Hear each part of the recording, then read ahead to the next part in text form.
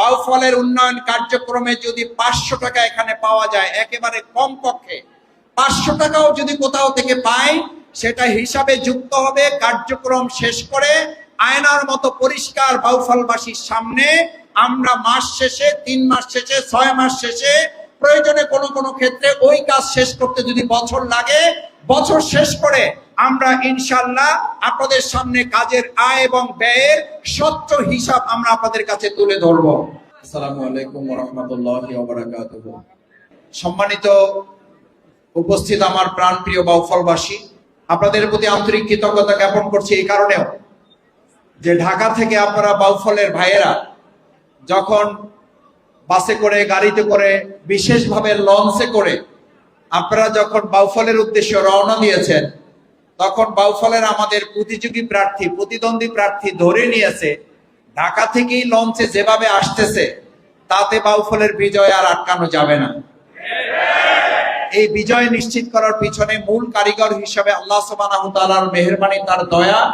আর বাউফলের ঢাকাস্থ ভাইয়েরা লঞ্চে করে যখন আপনারা স্লোগান দিয়ে দাঁড়িপাল্লা দাঁড়িপাল্লা করতে করতে বাউফলে ঢুকেছেন, তখন মোটামুটি বাউফলবাসী বুঝতে পেরেছে যে বাংলাদেশের অন্যান্য জায়গায় আর যাই হোক, বাউফলে এবার দাঁড়িপাল্লার বিজয় নিশ্চিত হবে ইনশাআল্লাহ।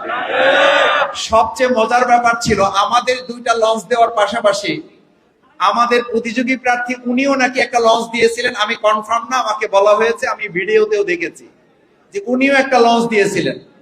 ওনার লঞ্চে করে যারা গিয়েছে, ওই লঞ্চে যারা গিয়েছে তারাও ওখানে দাঁড়িপাল্লা স্লোগান দিয়ে ওখান থেকে নেমেছে। আমি এটা এই কারণে বলছি যে আমি কিন্তু আপনাদের এর আগে এই ঢাকাস্থ প্রোগ্রাম, মানে বাউফল ঢাকাস্থ বাউফলবাসীদের প্রোগ্রামে বলেছিলাম, মিরহাজিরবাগেও বলেছিলাম, আমাদের কেরানীগঞ্জের প্রোগ্রামে বলেছিলাম যে নির্বাচন হয় বাউফলে আর বিজয় ঘোষণা হয় ঢাকা থেকে।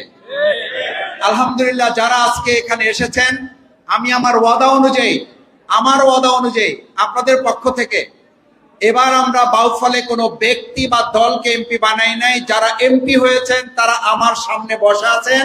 এমপিদের একটু হাতগুলা দেখতে চাই, যারা এমপি হয়েছেন এবার। আলহামদুলিল্লাহ, আমরা এবার বাউফলবাসীকে এমপি বানাইতে পারছি। এমপিরা কারা এবার?